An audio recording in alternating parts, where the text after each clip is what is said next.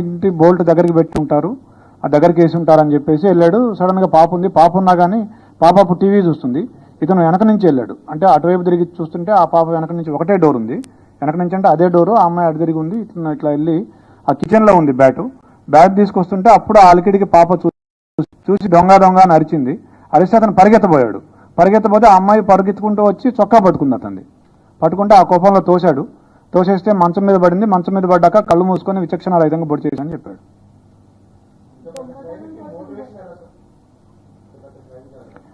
అతనికి బేసిక్గా ఈ ఓటీటీల్లో యూట్యూబ్లో ఈ క్రైమ్ థ్రిల్లర్స్, సస్పెన్స్ మిస్టరీలు చూసే అలవాటు బాగా ఎక్కువగా, దాదాపుగా ఒక 5-6 సంవత్సరాల నుంచి అదే పనిలో ఉన్నాడు. స్కూల్ కూడా ఎక్కువ వెళ్ళేవాడు కాదు. ఎప్పుడు ఏదో ఒక తన ఆలోచనలో తను ఉండి ఇలా ఊహించుకుంటూ ఉండేవాడు.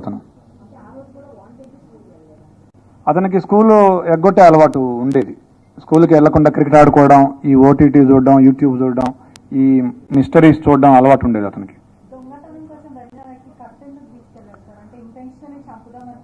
అతను ఎవరైనా చూస్తే వాళ్ళని బెదిరించి రావడం, తర్వాత దాడి చేయటం, ఈ 2 ఉద్దేశాలతో కత్తి తీసుకుపోయినాడు.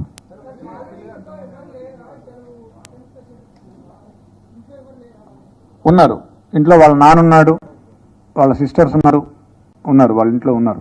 వాళ్ళ మదర్ లేదు కానీ మిగతా వాళ్ళు ఉన్నారు.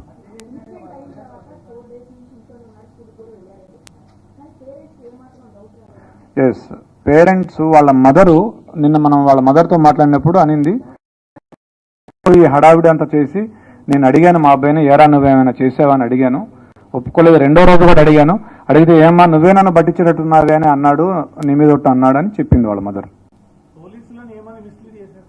పోలీసుల్ని ఆ రోజు మేము ఫస్ట్ రోజే అతన్ని క్వశ్చన్ చేసాం. ఎందుకంటే రెండింటికి జస్ట్ 2 అడుగుల దూరం ఉంటుంది, ఆ ఇంటికి ఈ ఇంటికి పిట్టగోడకి. మేము క్వశ్చన్ చేసాం ఆ ఇంట్లో ఉన్న వాళ్ళని. 3rd, 4th ఫ్లోర్లు, వీళ్ళు 4th ఫ్లోర్లో ఉంటారు, 3rd ఫ్లోర్ నుంచి వెళ్ళొచ్చు.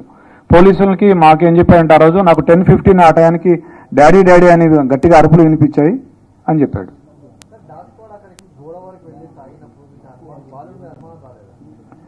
బాలుడి మీద కూడా అనుమానం వచ్చింది మాకు. అయితే మేము ఒక లిస్ట్ ఆఫ్ సస్పెక్ట్స్ చేసుకున్నాము, దాని ప్రకారం చేసుకుంటూ వచ్చాము. నిన్న అతన్ని చేశాము. తర్వాత మాకు ఇంకొక క్లూ కూడా వచ్చింది. ఒక పిల్లాడు కూడా సమాచారం ఇచ్చాడు. ఇట్లా ఆ రోజు ఏ రోజైతే అఫెన్స్ జరిగిందో ఆ రోజు మార్నింగ్ 8:30 to 8:45 అతను ఆ గోడ దగ్గర, ఏదైతే గోడ దూకి వెళ్ళే అవకాశం ఉందో ఆ గోడ దగ్గర టచ్ ఆడాడు అతను చాలాసేపు, ఒక 15 మినిట్స్. ఆ సమాచారంతో మా అనుమానం ఇంకా ఎక్కువై, మా అనుమానం నిర్ధారణ అయ్యి అతన్ని మళ్ళీ విచారించాము. ఫస్ట్ ఇల్లు సెర్చ్ చేసాము. ఇల్లు సెర్చ్ చేస్తే మాకు ఈ లెటర్ దొరికింది, అతను రాసుకున్న లెటర్ ఏదైతే ఉందో అది. తర్వాత కత్తి కూడా దొరికింది.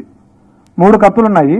ఏ కత్తి అంటే, సార్ నల్ల కత్తి, నల్ల పిడి ఉంటుంది, దానికి అంచు నల్లగా ఉంటుందని అతనే చెప్పాడు.